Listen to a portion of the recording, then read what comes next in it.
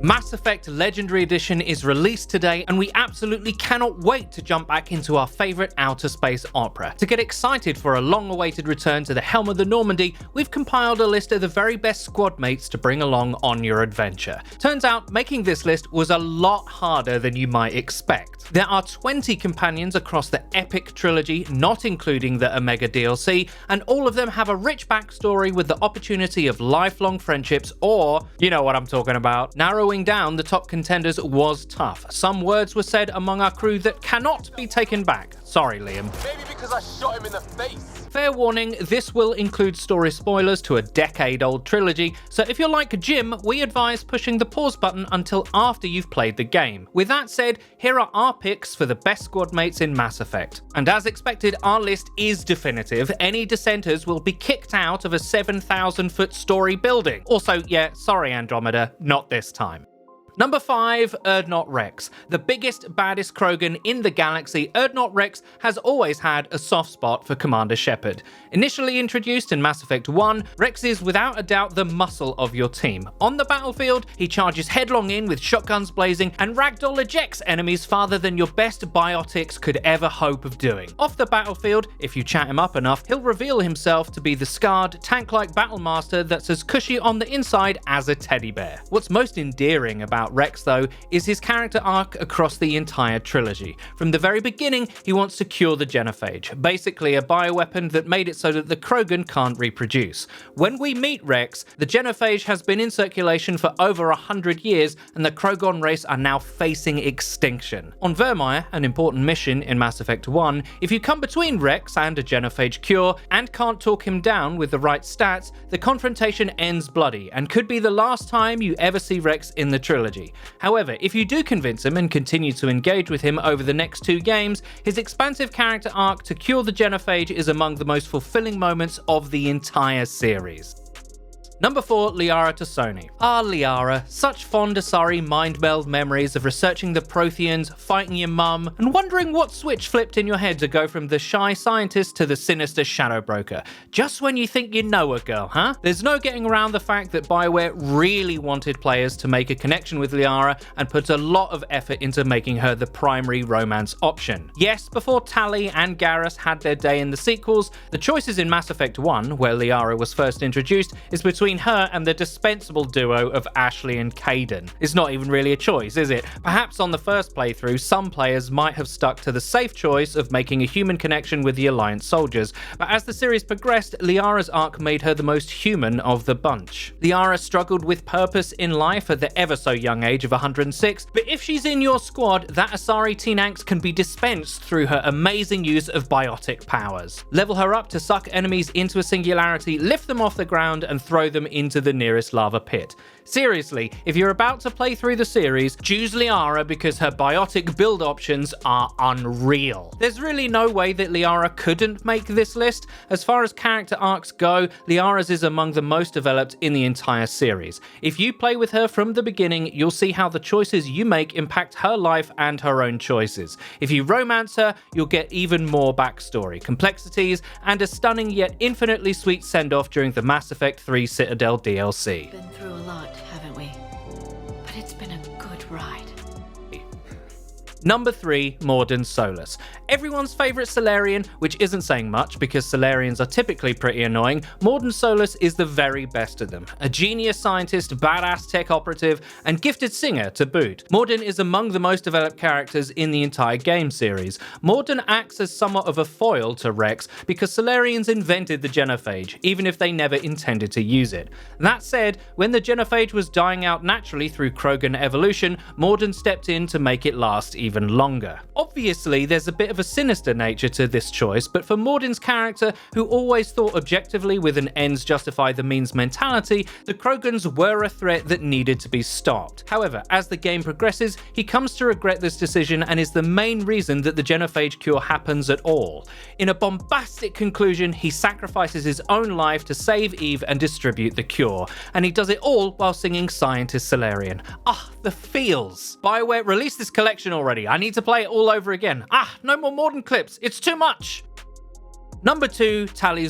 If you're looking for the most fleshed out characters in all of Mass Effect, or simply the cutest alien bird lady waifu in all of gaming, you need look no further than Tali. Her entire character arc that spans every game of the series is inexorably linked with the events of the main story. In fact, in every game, her name sees a change as she struggles to find the place she can call her true home. Tali na Raya, Vas Nima, Vas Normandy. Seriously, naming herself after the ship and crew you play with the entire game? I mean, come on, that's dedication. Promote her, wife her. When you first meet Tali, she is on a Quarian pilgrimage and immediately makes herself useful as the go-to tech genius of the crew. As the series progresses, she becomes far more connected to the intricacies of her species' plight, calling on Shepard's aid to save the Quarian migrant fleet. What really pushes Tali into legendary status is two things: her relationship to the Geth and her romantic relationship with Shepard. As far as the Geth, the primary enemy faction in Mass Effect 1 and the robots created by the Quarians, she, like all Quarians, despises them. However, throughout the story, she comes to understand their own plight for sentience and freedom and is instrumental in ending a war with them that raged for years if you pick the right options. As far as Shepard goes, or us, Tali's relationship is arguably the most rewarding in the series, as missing out on the romance misses you out on hours worth of engaging lore, backstory, and character development. As Quarians always wear suits to protect themselves from the elements, missing out on her romance subplot also means you have absolutely zero chance of earning the right to see Tali's face. Fine, you can just Google it, but it won't mean as much, I promise. Honourable mentions. Before we reveal our choice for the top spot, we have a few honourable mentions. Like we said, it was excruciatingly hard to narrow down this list, so here is the best of the rest. Legion. Just as Mordin is the foil to Wrex, Legion is the foil to Tali, a Geth robot that just so happened to stumble upon the iconic N7 armor that Shepard wears. Legion is the only Geth somewhat separated from their collective hive mind. Because of that, he's also the only one that can act to save his species. Though he invariably butts heads with Tali, Legion's best ending in Mass Effect 3 makes his journey something not to be missed. We are Legion. EDI. EDI has been a part of the series since the beginning. A side mission in the first game was later retconned to develop her character in the third game, but she primarily served as the Normandy 2's onboard AI in Mass Effect 2. But just like Tony Stark's Jarvis becoming Vision, she is given her own body in Mass Effect 3. The AI turned walking, talking robot, EDI and the ship's pilot Joker have probably the best B-plot romance in all of Mass Effect. Also, EDI just tells the best jokes. Do not worry, Shepard. I only forget to recycle the Normandy's oxygen when I've discovered something truly interesting. That was a joke. Thane Krios. If cool factor were the only stipulation for how we rated these squad mates, Thane Krios would be number 1. The Drell assassin is among the most deadly in the galaxy, and his penchant for philosophy makes him an endearing member of the Normandy crew. His story and loyalty missions also offer up one of the biggest tearjerker moments in the series, when this terminally ill assassin tries to reconnect with his disparate son before an untimely demise in the hospital room. If you are able to unlock this little emotional cutscene, do bring some tissues.